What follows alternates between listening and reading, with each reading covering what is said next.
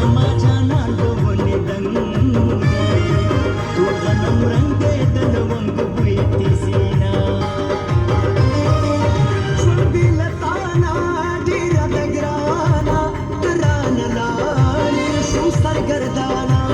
مسافري پرېږده جانانه وطن کې وږي خرڅوه خوشحاله یمه هر چېرته ژاړې بېرته مې غواړې راپسې ګرځه ولټوه شاړې زما دې څه وکړه چې لاړې ځان دې پخپله بېدېدنه کا میانه سپین جبین باندې وهلې شنه خالونه